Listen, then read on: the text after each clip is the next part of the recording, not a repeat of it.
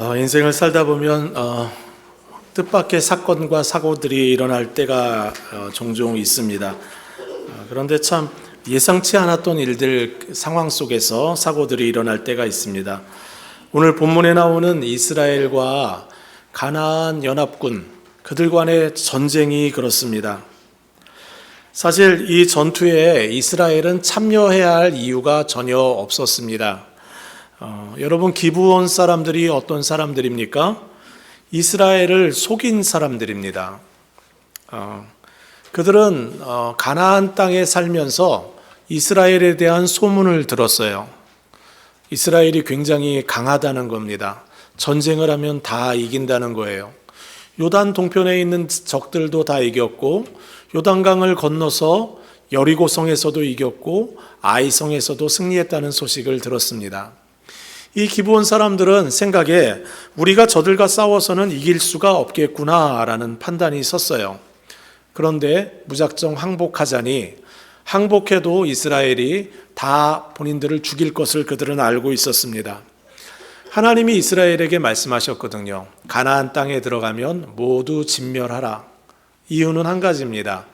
이스라엘 백성들이 그 땅에 사는 사람들을 진멸하지 않으면 그곳에서 섬기는 모든 우상 섬기는 사람들이 그 영향력이 이스라엘 사람들에게 끼쳐질 것을 하나님은 걱정하셔서 그들을 모두 진멸하라고 하셨습니다.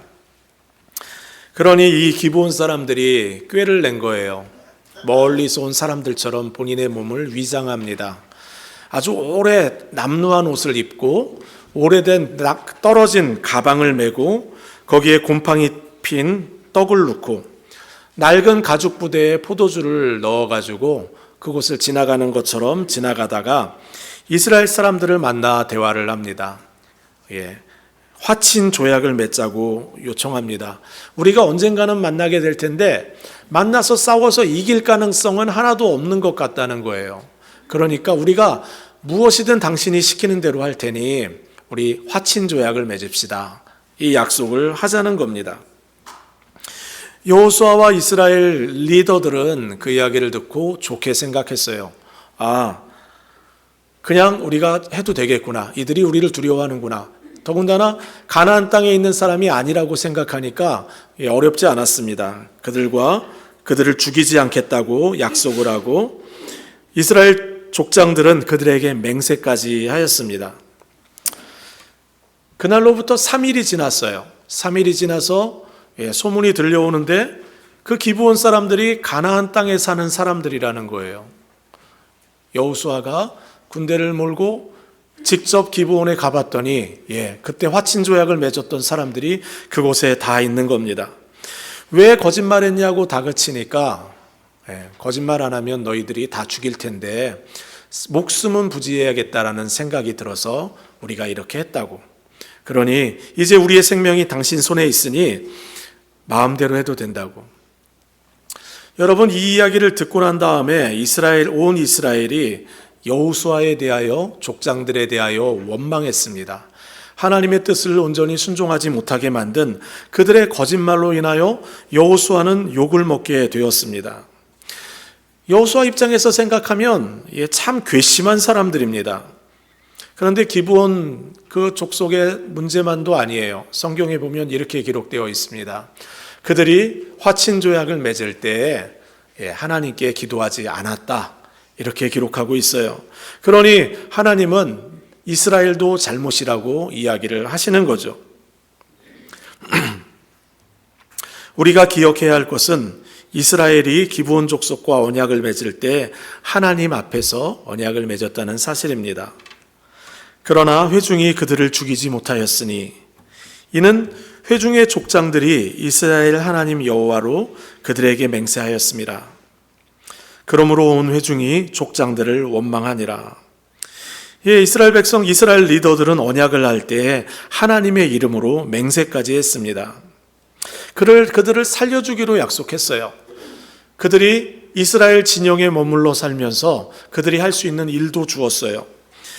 여호와의 제단을 위하여 나무를 패고 물을 기르는 일을 그들에게 맡겼습니다. 그날 이후로 이 기브온 족속은 이스라엘 역사와 함께 한 나라가 되어 평생을 함께하게 됩니다. 이 기브온 족속이 이스라엘과 언약을 맺고 이스라엘 편에 섰다라는 이야기가 가나안 땅에 사는 여러 족속에게 전달되었습니다. 예루살렘에 살던 아도니세덱이 이야기를 들었어요. 여리고성이 함락되었고 아이성도 함락되었고 요단 동편의 강한 나라들도 다 함락되었는데 가나안 땅 안에 있는 그 강한 기브온 족속마저도 스스로 항복했다는 이야기에 아도니세덱은 충격을 받았습니다.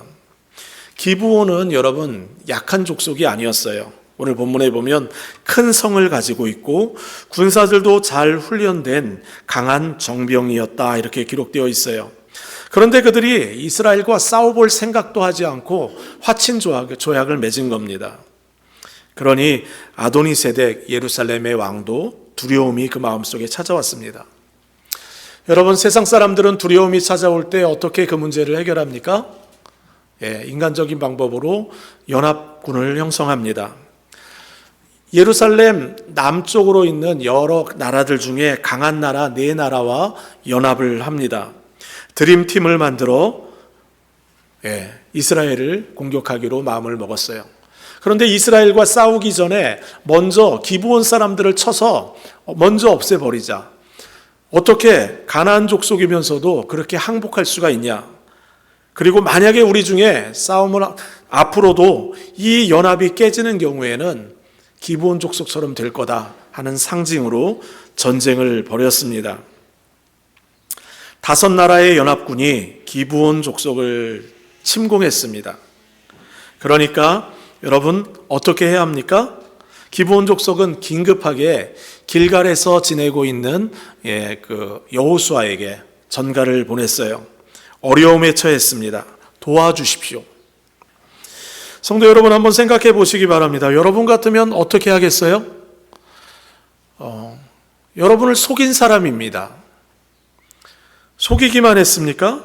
그 사람 때문에 여러분이 비난을 받기도 했어요. 그런데 그 사람이 지금 공경에 처해 있습니다. 여러분을 찾아와서 도와달라고 합니다.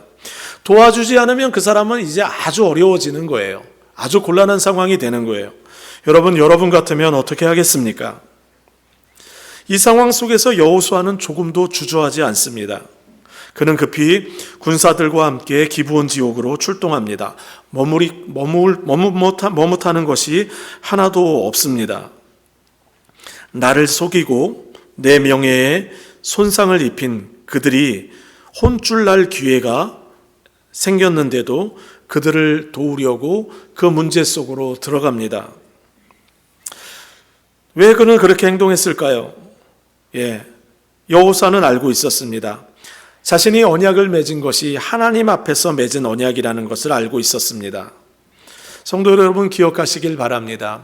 성도는 약속한 것을 반드시 지키는 삶을 살아야 합니다. 여호수아가 조금도 주저하지 않은 이유는 분명해요. 하나님 앞에서 약속했기 때문입니다.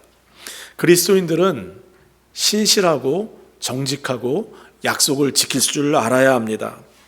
손해를 봐도 약속을 했으면 지켜야 합니다.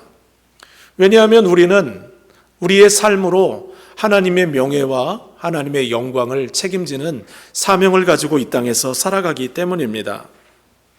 내가 한 약속은 하나님 앞에서 한 약속이 아닌데 이렇게 생각하면 곤란합니다. 하나님은 우리 모두가 하나님의 얼굴을 명화롭게 하는 약속을 지키는 사람들이 되기를 원합니다. 뿐만 아니라 하나님은 성도들이 약속을 지킬 때 그들과 함께 하십니다. 오늘 기브온 사람들을 보호하기 위해 달려가는 그 여호수아에게 하나님이 나타나 말씀을 하십니다. 그때 여호와께서 여호수아에게 이르시되 그들을 두려워하지 말아라. 내가 그들을 내 손에 넘겨주었으니 그들 중에서 한 사람도 너를 당할 자가 없으리라. 두려워하지 말라고 하십니다. 하는 일들은 다 잘 될 것이라고 하십니다. 하나님이 도와주니까 걱정할 필요가 없다고 하십니다. 저는 성경의 많은 인물들 중에 약속을 잘 지킨 인물을 생각하면 다윗이 떠오릅니다. 다윗은 그 당시 왕이었던 사울 왕의 아들 요나단과 언약을 맺었어요. 약속을 맺었습니다. 누가 왕이 되든지 간에 서로의 가정을 책임지자. 여러분, 이게 쉬운 게 아닙니다. 만약에 다윗이 왕이 되면 사울 가문은 다 숙청하는 것이 왕정 사회에서는 보편적인 일입니다. 그런데 이 약속을 맺은 거예요. 세월이 지나 다윗이 왕이 되었습니다. 무비보셋, 요나단의 아들은 그 유모가 아이를 업고 달려가다가 넘어져가지고 두 다리를 다 저는 불구자가 되었어요. 다 모두가 죽고 무비보셋만 남았다는 이야기를 듣고 다윗은 그 아이를 찾아 매일 밥상을 식탁에서 함께 식사를 합니다. 손해볼 것 같아도 약속을 지키는 다윗의 일상적인 삶의 모습이 보입니다. 왜 하나님이 다윗을 귀하게 여기실까요? 하나님 앞에서 한 약속을 지키며 살아가는 그 모습도 그 중에 하나입니다. 다윗의 증조 할아버지였던 보아스도 마찬가지입니다. 모압 여인, 이방 여인 룻이 시어머니 나오미를 따라 우리 시어머니가 섬기는 여호와를 섬기겠다고 베들레헴으로 돌아왔을 때 그 여인은 솔직히 그렇게 매력적인 여인은 아니었습니다. 여러분, 그 여인은 가진 재물도 아무것도 없었어요. 그런데 여러분, 그 당시 율법의 규정이 하나 있었는데요. 그 형제가 만약에 죽으면 그 가문에서 그 형제를 대신하여 그 여인을 아내로 삼아서 그 가문이 이어져 갈 수 있도록 하는 책임이 있었어요. 그런데 여러분, 이러한 책임을 다 지려고 하는 게 아닙니다. 1차 책임을 지는 사람도 못하겠다고 해요. 그런데 보아스는 본인이 나서서 기꺼이 이 여인과 결혼을 하겠다고 합니다. 여인과 결혼하여 본인이 얻는 이익이 있는 것이 아닙니다. 더군다나 당시의 사회에서는 그러한 약속을 절대적으로 지켜야 한다라는 규정이 있지는 않았습니다. 거절이 가능했습니다. 하지만 보아스는 책임을 집니다. 모압 여인이지만 하나님 섬기기로 들어온 그 여인을 아내로 삼아 그렇게 살아가는 그 귀한 보아스의 삶을 하나님은 기억하시고 예수님의 족보에 여러분 보아스의 이름이 등장합니다. 우리는 살아가면서 누군가와 많은 약속들을 합니다. 여러분 기억하시기 바랍니다. 모든 약속은 하나님 앞에서 하는 약속입니다. 약속은 지켜야 합니다. 하나님과 한 약속이 있다면 하나님께 지켜야 하고 사람에게 한 약속이 있다면 그 약속을 지켜야 합니다. 그리스도인들은 믿을만하다라는 이야기를 들을 수 있어야 돼요. 뭐로 가도 천국만 가면 된다. 이런 식으로 예수 믿으면 곤란합니다. 그리스도는 예수님의 명예와 영광을 책임지는 사명을 갖고 있습니다. 예수님이 이렇게 말씀하셨습니다. 내가 너희에게 이르노니 너희의 의가 서기관과 바리새인보다 더 낫지 못하면 결단코 천국에 들어가지 못하리라. 여러분, 예수님 시대에 서기관과 바리새인들은 의로운 사람들로 평판이 아주 좋은 사람들이었어요. 예수님은 바리새인들의 마음의 중심을 보았기 때문에 책망을 했지, 여러분 그 당시 바리새인과 서기관들은 존경받는 사람들이었어요. 그런데 주님이 뭐라고 말씀하십니까? 너희의 의가 서기관과 바리새인보다 더 낫지 못하면 결단코 천국에 들어가지 못하리라. 예수님의 이 말씀을 가볍게 들어서는 곤란합니다. 일본 목사 한 명과 한국 목사님 한 명 둘이 앉아서 대화를 나눴답니다. 한국 목사님이 자랑스럽게 이런 이야기를 했대요. 우리는 일본보다 기독교 역사가 짧습니다. 그런데 이제 불과 100년밖에 되지 않았는데 인구 전체의 30% 이상이 예수를 믿는 나라가 되었습니다. 그동안 일본은 뭘 했습니까? 그러자 일본 목사님이 한국 목사를 이렇게 물끄러미 바라보더니 그리고 나서 이렇게 말했다고 합니다. 그러면 한국은 천국이겠군요. 여러분 기독교인이 30%가 되면 천국이 되어야 하는 것 당연한 것 아닙니까? 그런데 실상은 그렇지 않습니다. 얼마나 정직한가, 얼마나 약속을 잘 지키는가를 보면 세상 사람들과 별 차이가 나는 것 같아 보이지 않습니다. 그래서 최근 드라마나 영화를 보면 기독교를 비방하고 욕하는 내용이 너무 많아요. 기승전 기독교. 이렇게 이야기하는 이유가 무엇입니까? 여러분, 세상 사람들도 그리스도인들을 보면서 기대하는 게 있다는 거예요. 그리스도인들은 정직하겠지, 성실하겠지, 믿을만하겠지 라는 생각을 한다는 거예요. 여러분, 손해를 보더라도 그리스도인들은 약속을 지킬 줄 알아야 합니다. 오래전 영화 국제시장을 기억할 겁니다. 예수를 믿지 않아도 부모와 했던 약속을 지키기 위해 평생을 살아가는 사람이 있습니다. 여러분, 그리스도인들은 세상 사람들보다 더 정직하고 신실해야 합니다. 제가 교제하는 목사님 중에 태국에 매년 4개월 이상, 4개월 가까이 선교를 나가는 목사님이 계세요. 침을 놓으시는 분이신데 4개월 동안 가서 방콕에서는 사역하지 않으시고 주변에 아주 지방으로 내려가셔서 사역을 하십니다. 태국 사람들이 그렇게 정직하대요. 그렇게 착하대요. 시골 아주 그냥 외진 시골에 가도 신호등이 있으면 어느 누구도 하나 신호를 어기는 사람이 없대요. 정직하답니다. 그리고 그리스도인들에게 이런 질문을 한다고 해요. 예수를 믿어도 우리보다 정직하지 않고 약속을 안 지키는 사람들이 너무 많습니다. 그런데 왜 예수를 믿어야 하는지 나는 잘 모르겠습니다. 태국 사람들이 왜 착합니까? 불교를 믿는데 그들은 환생을 믿기 때문입니다. 악하게 살면 더 나쁜 상태로 태어난다고 믿기 때문에, 선하게 살면 더 좋은 상태로 태어난다고 믿기 때문에 착하게 삽니다. 그런데 그리스도인들은 어떻습니까? 우리는 하나님의 영광을 위해 지음받았고 또 하나님의 명예를 높이기 위해 부름받았는데도 우리가 이 땅에 살아가면서 정직하지도 않고 약속을 지키지도 않으면서 살아가면 그래도 괜찮은 걸까요? 그리스도인들은 해가 되더라도 약속을 지켜야 합니다. 우리는 신실하고 정직해야 합니다.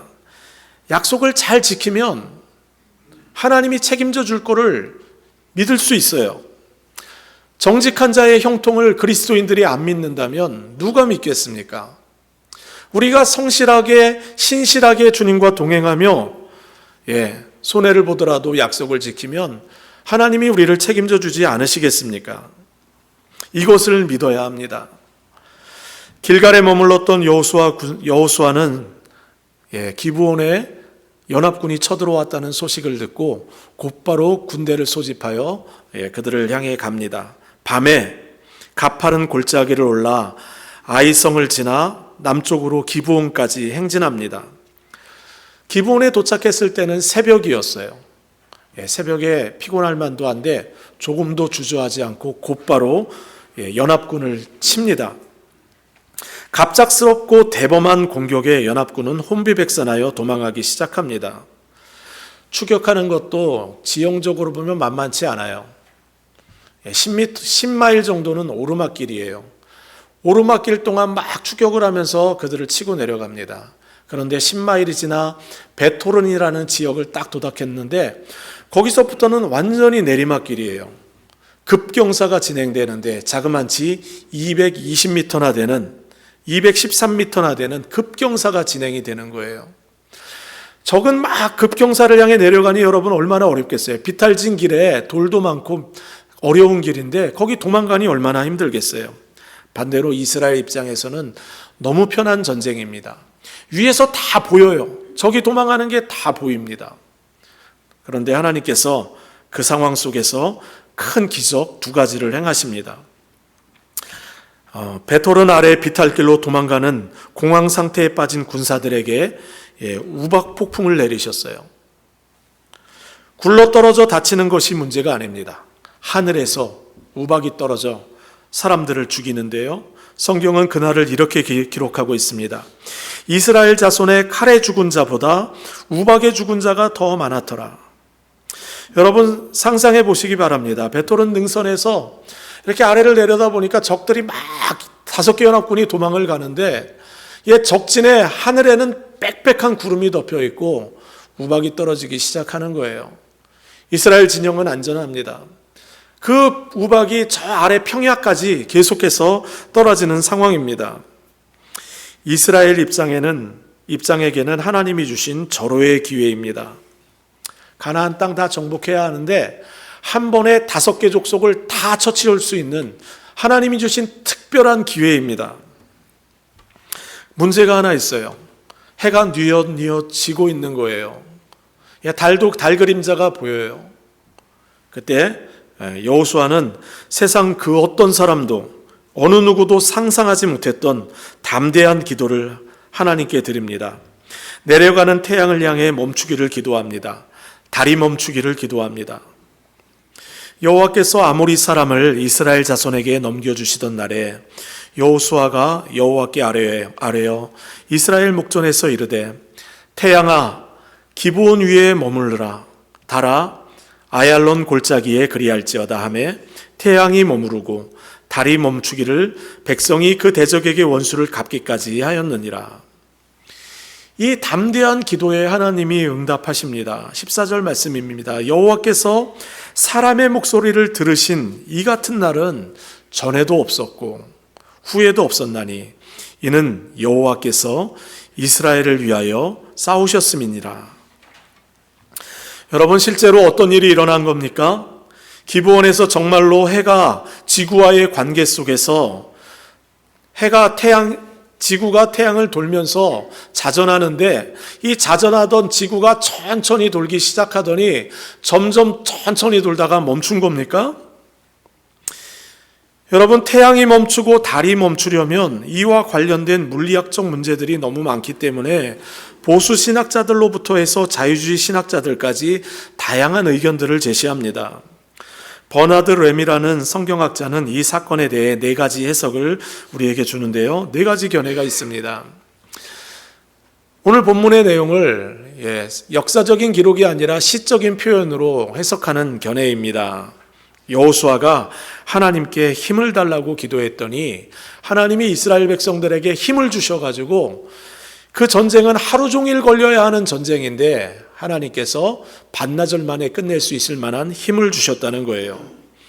여러분, 그런데 이러한 해석에는 문제가 있어요. 만약에 이렇게 해석하면 우박으로 하나님께서 치셨다는 이야기도 다 시적인 표현이 되는 겁니까? 그렇지 않지요. 2번째 견해는 해와 달이 실제로 멈췄다는 견해입니다. 하나님이 천지를 창조하셨는데 하나님의 특별한 간섭 가운데 태양을 멈추고 달을 멈추는 것이 어떻게 불가능한 일인가, 이렇게 믿는 그리스도인들이 있습니다. 그런데 이것이 너무 크다 보니까 여러분 생각해 보세요. 태양이 움직이고 있고 우주 속에서 지구가 움직이고 있는데 또 달이 움직이고 있는데 이 전체가 다 멈추면 과연 우주에 아무 일이 없겠는가라는 것을 생각하면서 보수적인 신학자들도 하나님이 정말 이러한 방법을 썼을까라는 부분에 대하여 의문을 제기하는 분들이 있습니다. 그러나 분명한 것 한 가지는 우리는 이해할 수 없는 방법으로 하나님이 그날 하나님의 방법으로 하루가 길게 연장하셨다는 것은 분명하다고 해석하는 분들이 계십니다. 프란시스 셰퍼와 같은 분은 노르웨이와 같은 국가에 가면 여름철에 가면 해가 지지 않잖아요. 제가 미시간에 오니까 여기도 해가 길어요. 그런데 여러분, 더 긴 데가 있잖아요. 하나님이 특별한 현상을 한 지역에 베푸실 수 있다라고 해석하는 거예요. 3번째 견해는 하나님이 태양광선에 굴절이라는 기적을 일으켜서 해와 달이 평소의 위치에서 벗어나 있는 것처럼 보이게 했다는 겁니다. 지구 대기에서 일어난 특별하고 드문 신기루 현상과도 같은, 그렇게 해석하는 분들이 있어요. 신기루 현상이 뭡니까? 빛이 휘어져서 실제와 다르게 보이는 거예요. 그러니까 사막이나 이런 데 가보면 신기루 현상이 나타나면 2층으로 보이잖아요. 위에가 보이는데 아래 또 하나 층이 있어서 넓게 또 보이는 게 있어요. 그런데 여러분, 하나님께서 태양을 멈추고 달을 멈췄다는 이야기는 짧은 신기루 현상으로 설명되는 게 아닙니다. 그 규모와 고도와 성격에 있어서 오직 하나님만이 행할 수 있는 특별한 태양광선의 굴절이라는 기적을 하나님이 일으켰다, 이렇게 해석하는 사람들이 있습니다. 네 번째 해석은 하루를 더 길게 해달라고 기도한 것이 아니라 그날이 무척 더웠는데 그 더위로부터 벗어나게 해달라고 기도했다는 거예요. 여러분, 태양아 멈춰라 이렇게 기도할 때 멈추다라는 단어가 히브리어로 돔이라는 단어예요. 그런데 또 하나의 뜻을 가지고 있어요. 뭐냐면 그치다라는 뜻입니다. 태양아 멈춰라가 아니라 태양아 빛, 태양의 그 강한 빛이 멈춰지기를, 그쳐지기를 기도했다는 거예요. 뜨거워서 전쟁하기가 너무 어려운데 하나님이 그 뜨거운 빛을 가렸다는 거예요. 여러분, 우리 이런 네 가지 여러 사람들의 해석이 있는데 하나님이 그날 어떤 일을 어떻게 행하셨는지 우리는 정확히 알 수는 없습니다. 그러나 우리는 하나님이 이해할 수 없는 방법으로 그 전쟁에서 승리를 주셨다는 것만큼은 우리가 믿음으로 받아들입니다. 이 말씀을 통해 하나님이 우리에게 하시고자 하는 말씀이 무엇일까요? 태양아 머물러라, 달아 멈춰라. 이 기도에 하나님이 응답하셨다는 이 메시지를 통하여 우리에게 전달하고자 하는 하나님의 메시지는 무엇일까요? 이것만큼은 분명합니다. 아무리 큰 일이라고 하여도 하나님께는 크게 여겨지는 일이 없다는 사실이에요. 우리 아이들이 그러잖아요. 큰일이 났다고 아주 난리를 치면서 부모를 찾아와요. 부모가 볼 때는 큰일이 아닌 일들이 얼마나 많아요. 우리의 인생의 일도 그렇습니다.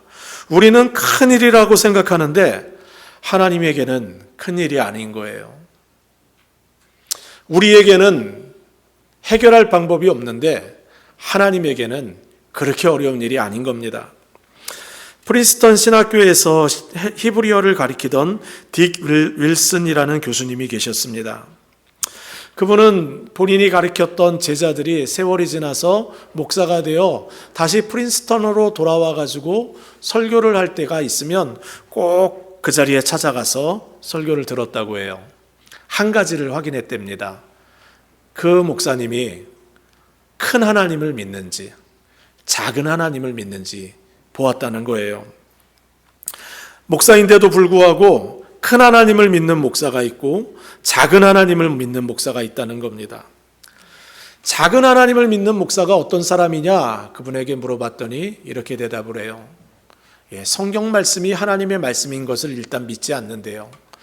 성경에 오류가 얼마나 많은지를 아냐고 하면서 하나님의 말씀, 권위의 말씀으로 준 성경 자체도 믿지 않는다는 거예요. 성경의 영감을 믿지 않는 거예요. 성령님이 주장하셔서 성경을 기록했다는 것도 믿지 않고 또 오랜 세월 동안 하나님이 이 성경이 막 딴 사람이 그 사이에 껴서 뭔가를 변형시키지 않도록 보존했다는 것도 믿지 않는다는 거예요. 이렇게 작은 하나님을 믿는 목사들은 문제만 생기면 쩔쩔매고 낙심하며 이러지도 저러지도 못하며 목회도 그럭저럭 하다가 끝내는 모습을 많이 보았다고 합니다. 그런데 교수님 이런 이야기를 하셨어요. 큰 하나님을 믿는 목사들이 있다고 하였습니다. 큰 하나님을 믿는 목사들은 하나님이 말씀하시면 이루어지고 하나님이 명령하시면 그의 뜻은 반드시 성취되심을 믿는 목사들이라고 했습니다. 하나님을 경외하는 자들을 위하여 하나님은 하나님 자신을 강하게 드러내시고 그렇게 하나님을 신뢰하는 자들을 통하여 하나님은 하나님의 역사를 이루어가는 것을 본인이 많이 보았다는 거예요. 그리고 얘기합니다. 가서 설교 한번 들어보면 알 수 있습니다. 성도 여러분, 이게 어디 목사만의 이야기겠습니까? 성도들도 마찬가지입니다. 작은 하나님을 믿는 성도는 평생 마음에 근심에서 벗어나지 못하며 자신의 힘과 능력으로 모든 것을 감당하려고 애쓰느라 고단하고 피곤한 인생을 살다가 인생을 그렇게 마치게 됩니다. 하지만 위대한 하나님을 믿는 성도는 하나님을 위하여 위대한 순종, 위대한 헌신을 하며 이전에 경험하지 못했던 놀라운 하나님을 간증하며 살아갑니다. 위대한 하나님을 믿는 성도들에게는 공통점이 하나 있는데, 하나님이 주시는 승리의 날을 기대하며 삽니다. 지금 어려워도 언젠가 승리를 주실 거야. 내 인생을 이렇게 끝내지 않으실 거야. 하나님을 신뢰하는 내 인생 속에 하나님이 무엇인가를 하실 것을 기대하며 살아갑니다. 하나님은 자기의 영광을 구하지 않고 하나님의 명예와 하나님의 영광을 구하는 성도에게 분명하게 약속하신 것이 있어요. 그들을 두려워하지 말아라. 그들을 내 손에 다 내가 넘겨주었으니 그들 중 한 사람도 너를 당할 자가 없으리라. 여러분, 이 말씀은 여호수아에게만 주신 말씀이 아니에요. 하나님을 신뢰하고 크신 하나님을 믿으며 크신 하나님이 주님을 신뢰하는 자를 향하여 행하실 일들을 기대하는 성도들이 믿는 하나님의 말씀입니다. 이 말씀의, 약속의 말씀의 수혜자는 자기 영광을 구하고 이기적인 자기 욕심을 추구하는 자들이 아닙니다. 자기중심적이고 이기적인 사람이 이 말씀을 자신의 말씀으로 받아들인다고 해서 이 복이 임하는 것이 아닙니다. 승리하는 삶, 두려움이 없는 삶은 여호수아처럼 하나님의 명예와 하나님의 영광을 위하여 기꺼이 순종하며 나아가는 성도들에게 주시는 약속입니다. 자기 자신의 나라가 아니라 하나님 나라를 추구하는 성도들에게 주시는 약속입니다. 하나님은 오늘도 하나님의 나라를 꿈꾸며 기꺼이 주님 앞에 나오는 성도들을 큰 승리를 그들에게 주시며 큰 평안을 약속하십니다.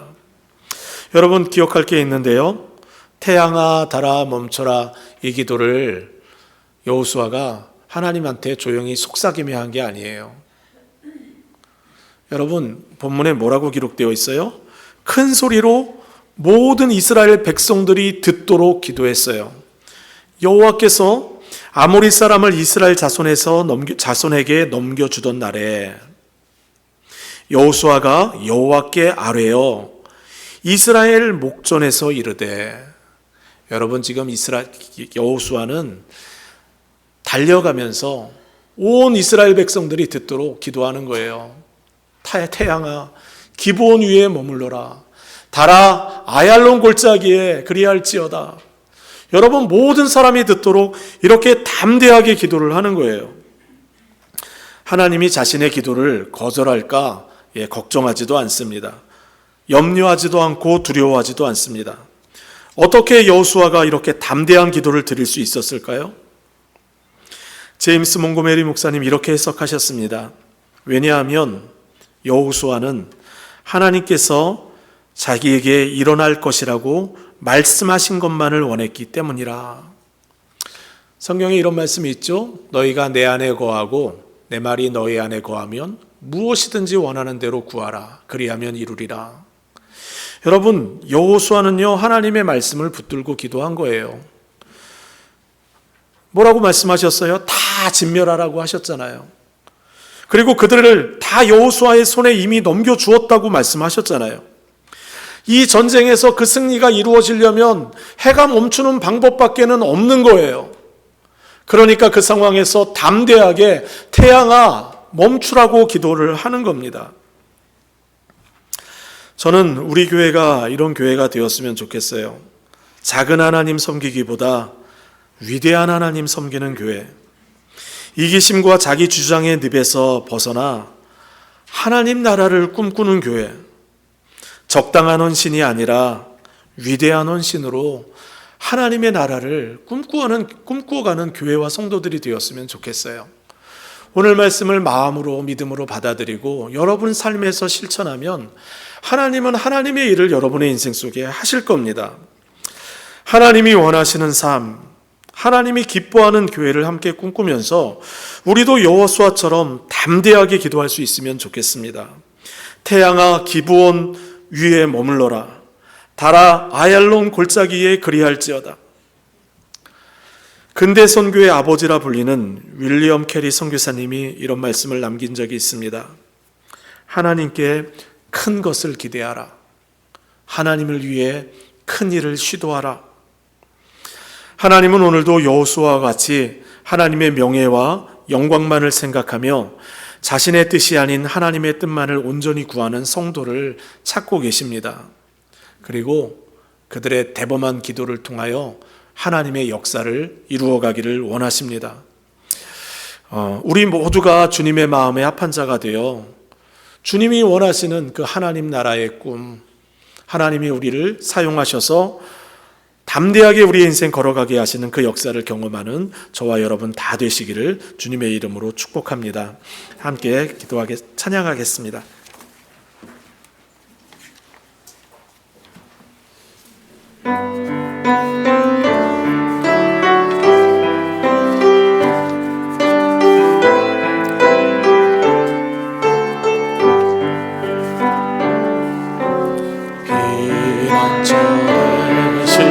주 예수 영원한 승리의 왕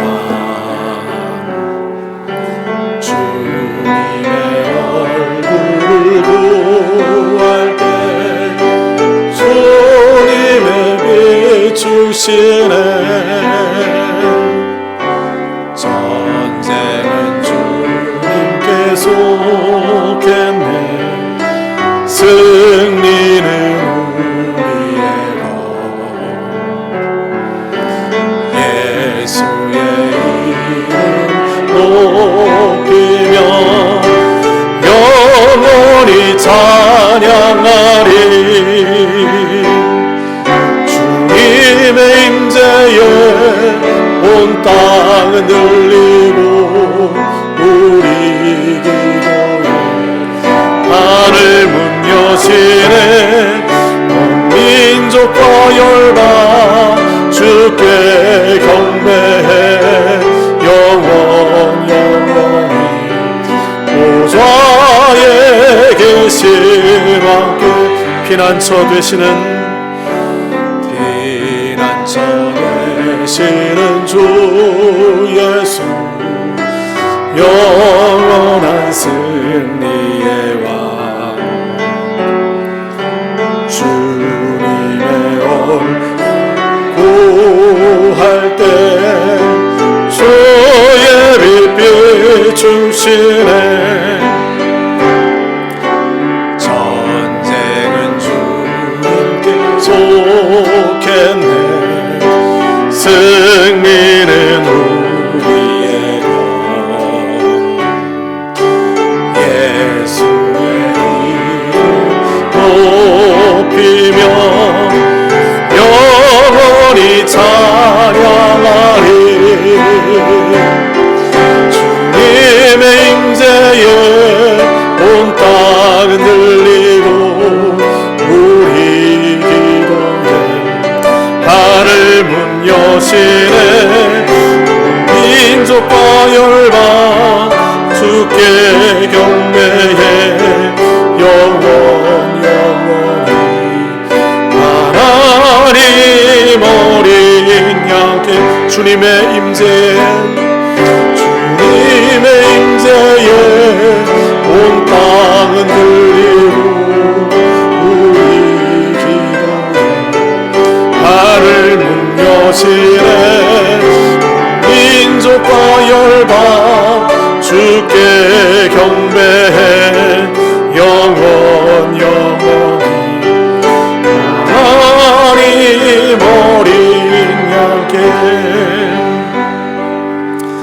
우리 이 시간 말씀을 생각하며 함께 기도하겠습니다. 여러분은 어떤 하나님을 믿고 있습니까? 작은 하나님을 믿고 있습니까? 큰 하나님을 믿고 있습니까?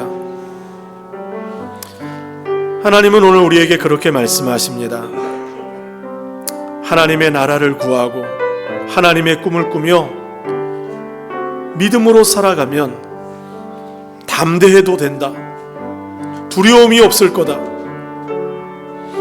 하나님이 간섭하셔서 개입하셔서 보통 사람들은 이해할 수도 없는 하나님의 놀라운 은혜를 경험하게 하실 거다.